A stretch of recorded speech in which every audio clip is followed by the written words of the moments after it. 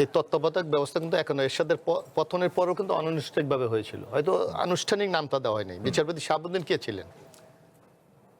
উনি অস্থায়ী হয়তো রাষ্ট্রপতি ছিলেন, কনস্টিটিউশনাল এক ধরনের তত্ত্বাবধায়ক সরকার, এক ধরনের। তার অ্যাডভাইজাররা কারা ছিল? তত্ত্বাবধায়কের মতোই কিন্তু। সুতরাং 91 নির্বাচন থেকে কিন্তু এই পদ্ধতিটা চলে আসছে।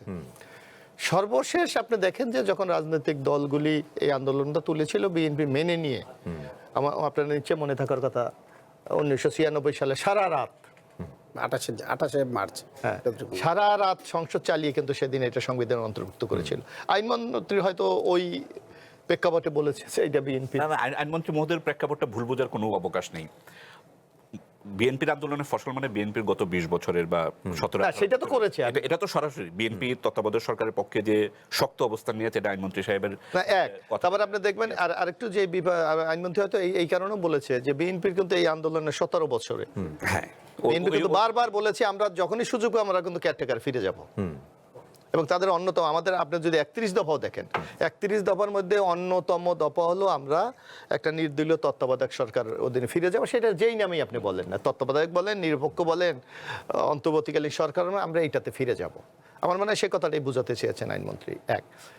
এখন আপনি দেখবেন যে এই বিএনপি যে কথাটা বলেছে এখানে, এখানে একটা প্রশ্ন আছে যেটা আরিফ সাহেব বলেছে যে যদি হাইকোর্টে এই সুপ্রিম কোর্টে এই রায় না দিলেও কিন্তু বিএনপির নির্বাচনী কমিটি অনুসারে যেতে হতো, রাইট, এবং সংবিধান তো সংশোধন হবেই, সংস্কার হোক সংশোধন। আমরা কিন্তু বারবার নির্বাচনী প্রচার, এবং বিশেষ করে আমি বিএনপির প্রশিক্ষণ, আমাদের যে একটা প্রশিক্ষণ সেল ছিল, আমরা কিন্তু সারা বাংলাদেশে যখন মানুষকে অর্গানাইজ করেছি তখন কিন্তু এই কথাটা আমরা বারবার উচ্চারণ করেছি যে আমরা বিএনপি যদি ক্ষমতায় যায় আমরা এই তত্ত্বাবধায়ক সরকার আবার ফিরিয়ে আনবো, গণভোট আমরা ফিরিয়ে আনবো। আজকে আমি মনে করি এই রায়ের ক্ষেত্রে বিএনপির সেইটা বাস্তবায়নটা অনেকটা সহজ হয়ে গেছে, এটা নিয়ে বিতর্ক করার কোনো সুযোগ থাকলো না। যে সুপ্রিম কোর্টও বলেছে যে এটা পঞ্চদশ সংশোধনী বাতিল করা হলো।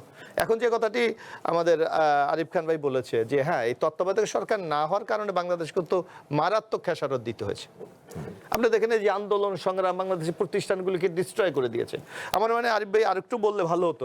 আপনি দেখেন, আপনি দেখবেন যখন ওই যে চিফ জাস্টিস পালিয়ে গেল সিনহা, তখন যখন এইটা নিয়ে সুপ্রিম কোর্টে সিনহা সাহেব পালিয়ে যায়নি, সিনহা সাহেবকে তৎকালীন ক্ষমতাসীন দল সেটা বের করে দিয়েছে থেকে উৎখাত করে তাকে বাংলাদেশ থেকে তাড়িয়ে দিয়েছে। ওই সময় ওই প্রেক্ষাপটটা আপনার নিশ্চয় মনে থাকার কথা। তখন কিন্তু এই খায়রুল হক সিনহা সাহেব যে রাইটে দিয়েছেন তার বিপরীতে সরকার যে অবস্থান নিয়েছে সেই সরকারের পক্ষে কিন্তু উনি, আমার নিশ্চয় মনে আছে, বিবৃতি দিয়েছে, পত্রিকায় লিখেছে যে সরকার এইটা করতে পারে। অর্থাৎ আমি আরিফ ভাইয়ের সাথে 100% একমত যে এই বাংলাদেশে সংকট সৃষ্টির জন্য সবচেয়ে বেশি দায়ী এবিএম খায়রুল হক।